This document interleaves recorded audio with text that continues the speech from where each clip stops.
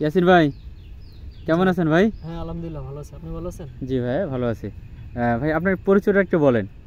আমার নাম হচ্ছে মোহাম্মদ ইয়াসিন আলী।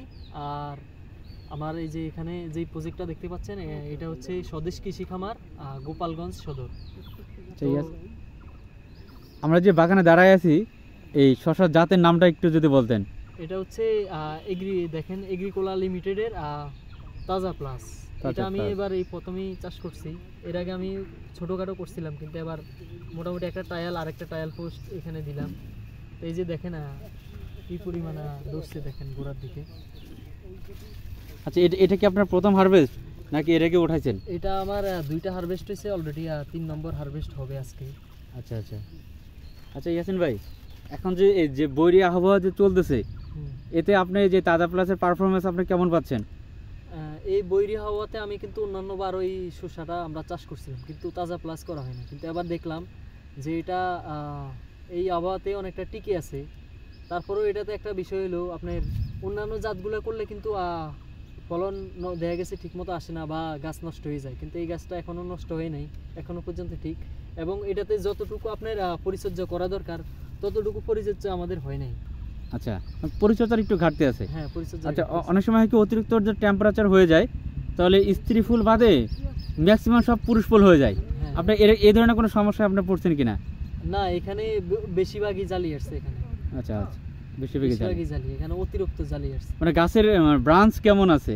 আর ব্রাঞ্চ অনেকগুলো হয়, ব্রাঞ্চগুলো হয় খুব শক্তিশালী, গাছও খুব শক্তিশালী থাকে যেমনটা এখানে দেখতে পাচ্ছেন।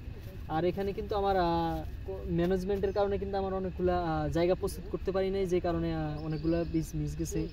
তারপরেও কিন্তু দেখেন যে কটা গাছ হয়েছে, দেখেন একটা গাছে কতগুলো ব্রাঞ্চ বের হয়েছে। এবং শসা দেখেন এখানে 2 তোলা দেওয়ার পরও এখন এগুলি আছে। আচ্ছা, আমরা একটু দেখানোর চেষ্টা করি। ইয়াসিন ভাই যে কথা বলতেছিল যে এই দেখেন এখানে কিন্তু ঝোপালোভাবে পড়ে আছে। এই দেখেন আপনার একটা, যে এখানেও 2টা আছে, এখানেও 2টা। আচ্ছা, আমরা একটা ব্রাঞ্চ।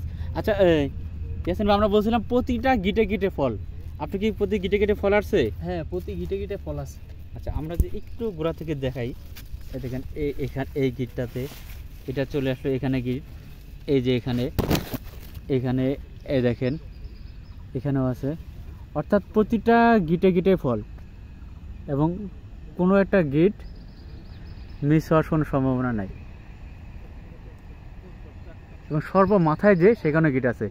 আচ্ছা ইয়াসিন ভাই, এই যে 10টা 12 টাকা যে আপনার গিটে গিটে ফল, মানে এটাকে এর জন্য বাড়তি কোনো মেডিসিন দেওয়া লাগতেছে নাকি অটোমেটিকলি জালিটা সেট হয়ে যাচ্ছে?